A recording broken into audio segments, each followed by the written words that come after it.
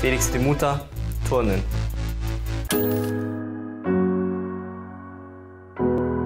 Die deutschen Meisterschaften jetzt in Dortmund waren ein sehr wichtiges Event für uns. Es war einerseits natürlich eine deutsche Meisterschaft, andererseits aber auch die erste Olympia-Quali.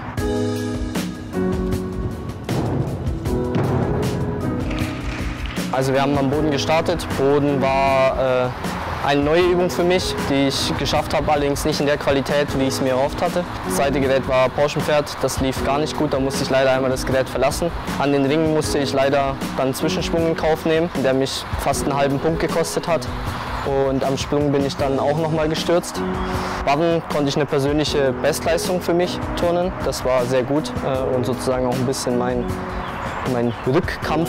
Am Ende am Reck habe ich noch mal eine ganz gute Übung geturnt, wurde leider nicht mit den Punkten belohnt, die ich mir erwartet hätte, aber alles in allem ein versöhnlicher Abschluss am Reck.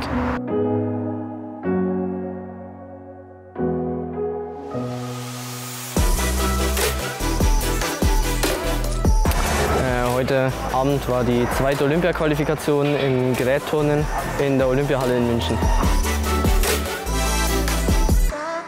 Mein Wettkampf heute war eigentlich ganz okay, bin relativ zufrieden. Ich konnte mich im Vergleich zur ersten Olympia-Qualifikation auf jeden Fall steigern. Boden war ein guter Start, leider wieder nicht die Übung getroffen, die ich treffen wollte, aber trotzdem gut gerettet und ohne Sturz durchgekommen. Pferd habe ich mich heute wirklich durchgekämpft, aber konnte oben bleiben zum Glück und bin auch da sturzfrei durchgekommen.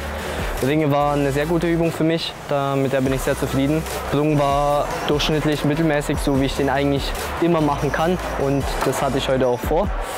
Barren ist mir leider ein leichter Fehler unterlaufen, musste einmal sehr gebeugte Arme machen und das sind Turnen leider ganz schön viel Abzug. Allerdings war der Rest der Übung dafür umso besser. Und direkt musste ich leider einmal absteigen, bei einem Element, das mir in letzter Zeit immer ein bisschen Schwierigkeiten gemacht hat. Deswegen nehme ich es jetzt aber auch nicht so krumm, sondern da müssen wir einfach noch weiter dran trainieren und dann beim nächsten Mal ist sicher besser.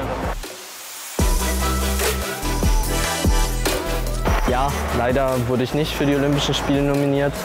Meine beiden Qualifikationen waren dafür leider nicht gut genug. Allerdings stimmt es mich trotzdem positiv, weil ich jetzt bei meinen ersten Olympia-Qualis auch mitmachen durfte und in 3 Jahren ist ja schon wieder Olympia. Also dieses Mal geht es ein Stückchen schneller als beim letzten Mal und dann hoffe ich, dass ich da dann dabei sein kann.